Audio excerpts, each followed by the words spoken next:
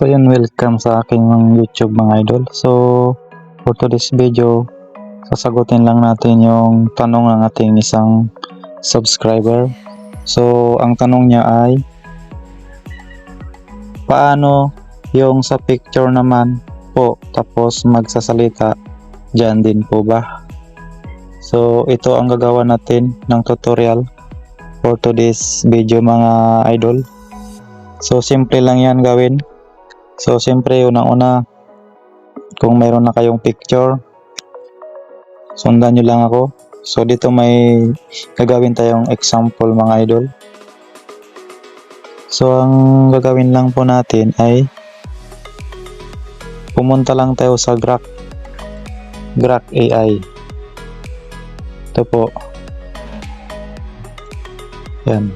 Kapag nasa Grok AI ka na guys, pindutin mo yung create videos. Dito po. Yan. Then pindutin mo to, yung parang album sa may baba. Yan.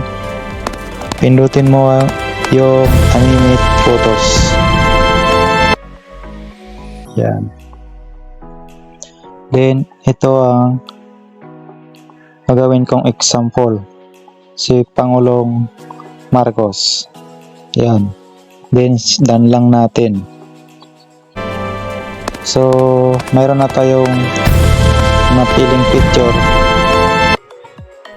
So let's get this party started. Ayon kay madam, paano daw papasalitain? Simple lang yan. Dito, ilagay mo lang dito. Type mo lang dyan sa baba kung ano yung gusto niyang sabihin. So i-type mo lang sa taas, see this line. Tapos yun, i-type mo na sa baba yung mga gusto niyang sabihin ng picture. Let's get this party started. So gagalaw na yan pag na-export nyo. Then ito yung sa akin. Sabi ko dito, mga kababayan ko dito sa Pilipinas, paubos na ang ating langis. Kailangan nating magtipid sa ngayon. So yan. So yan po ang, kunyari yan po ang sinabi Let's get this party started. ng picture na si Pangulong Marcos. Kapag okay na guys, click mo lang yung send. Ito. Yan. So mag-generate na yan guys.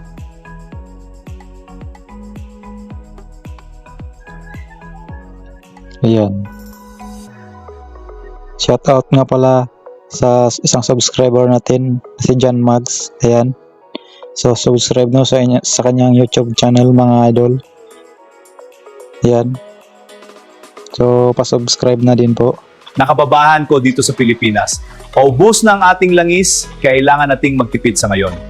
Nakababahan ko dito sa Pilipinas. Paubos na ang ating langis, kailangan nating magtipid sa ngayon. So yun. Ganun lang magsalita ang isang picture guys. So mapapansin nyo, hindi rin nagbago ang kanyang mukha. Yun pa rin yun. At kung mapapansin nyo, picture lang yan. Tapos ngayon, napagpasalita na po natin. Then kapag okay na guys, kung gusto nyo nang isave, pindutin mo yung tatlong tuldok. Yan. Then may makikita kang upskill, pindutin mo lang yung upskill.